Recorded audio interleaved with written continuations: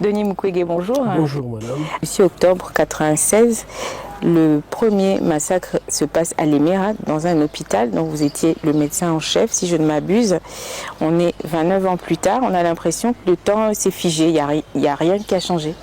Il y a 29 ans, l'hôpital de l'Émirat a été attaqué par des hommes armés. Les malades que je venais d'ailleurs d'opérer ont été assassinés dans leur lit. Et le personnel qui était courageux et qui ne voulait pas quitter l'hôpital a été aussi massacré. Et 29 ans après, on n'a toujours pas ceux qui ont commis ces crimes courent toujours. Ils sont dans l'armée, ils sont dans l'administration, ils ont des postes politiques. Et je pense que ça, c'est inadmissible. À quelques détails près, donc de ce qui s'est passé il y a 29 ans, aujourd'hui on parle par exemple de la prise de Goma et Bukavu. Vous avez dû quitter Bukavu, vous ne vivez plus là. Qui s'occupe des malades à Panzi aujourd'hui? Et malgré mon absence, il y a une équipe bien formée, une équipe très engagée, motivée, qui continue à prendre les victimes de violences sexuelles en charge à mon absence. Et je dois vous garantir, j'ai des jeunes médecins que j'ai formés aussi sur le plan théorique à l'université et sur le plan pratique à l'hôpital, qui font mieux que moi.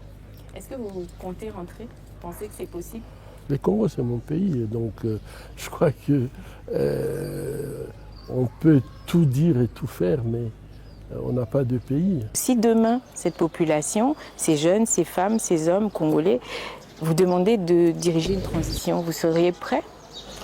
Je crois que ça, c'est une question que je trouve tout à fait prématurée.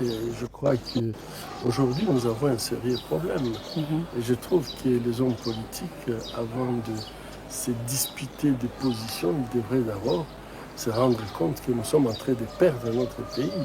Et on est dirigeant qui est d'un territoire donné, où habite une population. Et donc, c'est ça la nation, les gens qui acceptent de vivre ensemble. Aujourd'hui, on essaye de briser cet élan national. On essaye de nous briser comme une nation. Vous parlez de nation, justement, de construire l'idée, de renforcer l'idée de nation. On a vu récemment la CENCO et le CC proposer justement un dialogue inclusif où il y aurait toutes les forces incluses aujourd'hui à pouvoir retrouver la paix, c'est-à-dire le gouvernement actuel, ceux qui sont à l'étranger, ceux qui font la guerre et tous les Congolais. Ils sont persuadés que la solution viendra du Congo. C'est un avis que vous partagez. Est-ce que vous pourriez participer à ce dialogue? Je pense qu'aujourd'hui, la priorité pour moi, c'est la souveraineté et l'intégrité territoriale de la République démocratique du Congo et la paix en République démocratique du Congo. Ceci ne peut...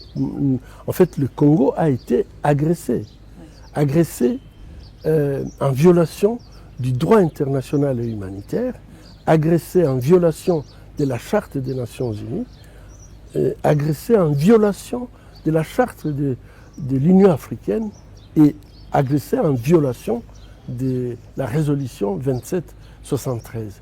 Et pour moi, avec tous ces éléments, je crois que le Congo est suffisamment outillé pour pouvoir dire que cette agression doit cesser. Et je pense qu'une fois qu'on peut mettre fin à cette agression, en fait, la deuxième phase devrait être se mettre ensemble pour parler. Pourquoi je parle de 5 ans? Mais on a eu Doha et Washington. Voilà. Non, je crois que ça c'est... moi, je proposais plutôt une conférence internationale pour la paix en République démocratique du Congo et dans la région des Grands Lacs. Pourquoi? Bon, c'est une conférence internationale humanitaire, mais il faut que ce soit une conférence internationale pour la paix. Et je crois qu'on peut faire une conférence humanitaire que je ne sous-estime pas, je crois que c'est très très important. En réglant les questions humanitaires, on doit aussi penser à régler la question sur le plan donc de la paix et vraiment résoudre pas seulement les conséquences, mais les causes profondes de cette crise. Et moi, je pense que ça ne peut se faire que dans une conférence internationale que j'ai proposé, que cette conférence devrait amener la République démocratique du Congo, toutes ses composantes, le gouvernement, l'opposition, la société civile, et je dis bien les secteurs privés.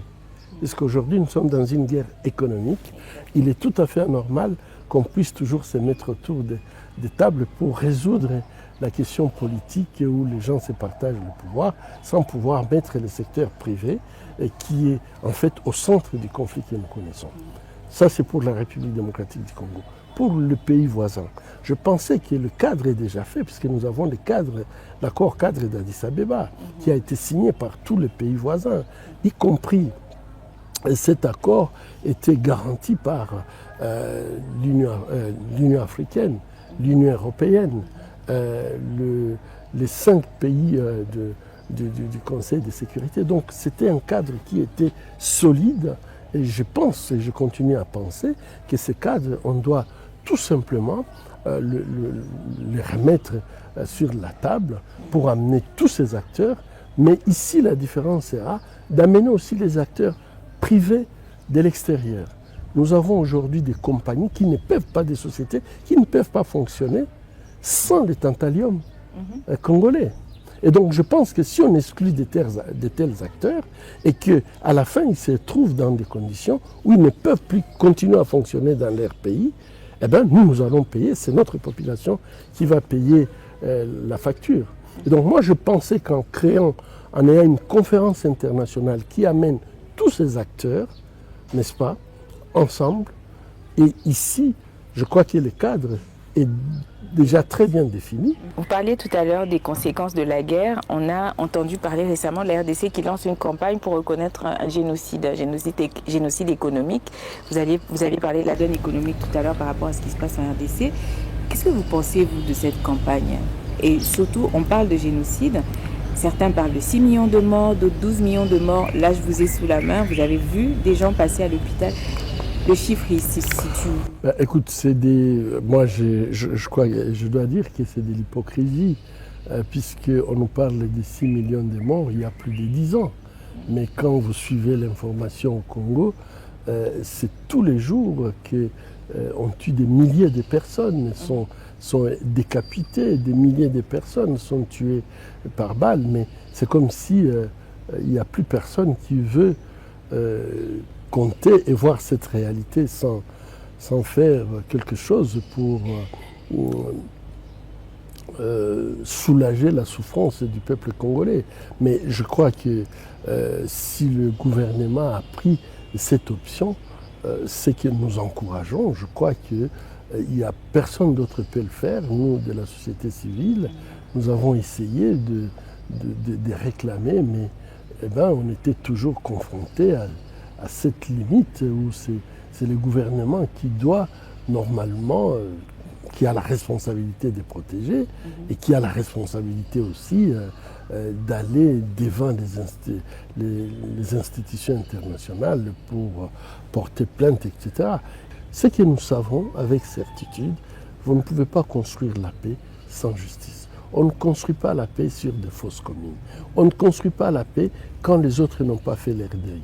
On ne construit pas la paix quand les gens ne se sentent pas qu'ils sont prêts à vivre avec les autres en paix. Et je pense que les piliers de la justice transitionnelle, on en a besoin pour permettre à ce que nous puissions non seulement arrêter la guerre, mais commencer un processus de réconciliation au niveau national, mais aussi au niveau régional.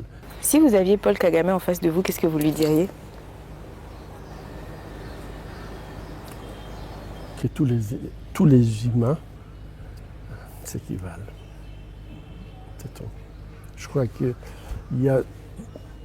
nous devons arrêter les discours de penser qu'il y a des hommes et des sous-hommes, qu'il y a des gens qui ont droit à la vie et d'autres, leur mort est normalisée.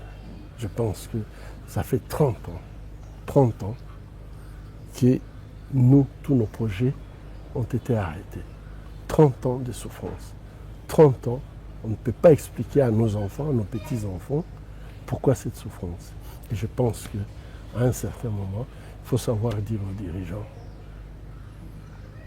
eh bien, toutes les vies humaines s'équivalent. Merci. C'est moi qui vous remercie.